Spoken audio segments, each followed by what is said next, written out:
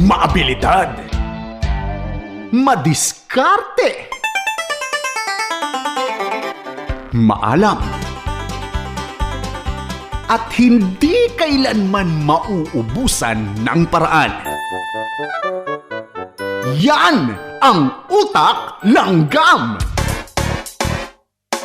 Tampok ang samut-saring tips at iba't ibang techniques na hatid ni Jo Cabrera Alabastro.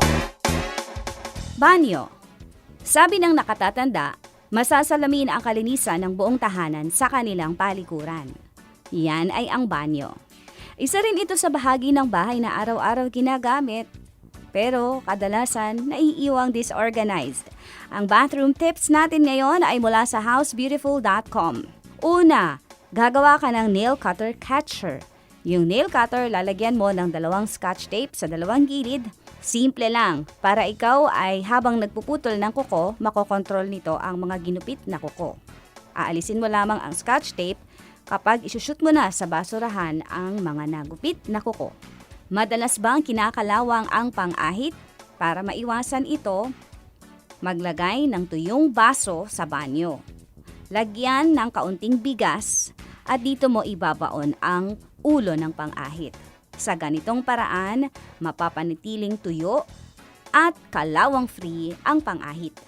Para ma-organize ang gamit sa banyo, gaya ng nail cutter, clips ng mga baby, mga chikiting, maliit na gunting or any small metal item, subukan ang magnet strip hack.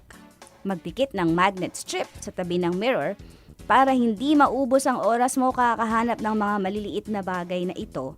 Diyan mo ididikit ang mga maliliit na items na gawa sa metal.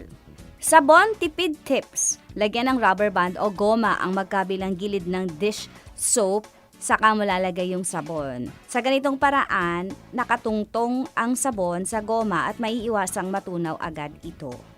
Paglilinis ng suklay, ito po, very effective na paraan.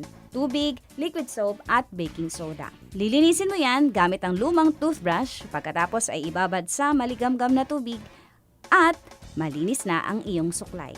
Also, after using the toilet, make sure na tuyo ang sahig at maayos na naibalik ang mga toiletries. Ilang minuto lang yan kailangan mong gawin araw-araw kumpara sa mag-i-invest ka ng napakatagal na oras para linisin at organize ang iyong banyo.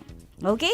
Ang ating tip mula sa housebeautiful.com. Ako po si Jo Cabrera Alabastro, nagbigay sa inyo ng paraan upang ang buhay ay mapagaan. Dito yan, sa Utak Langgam.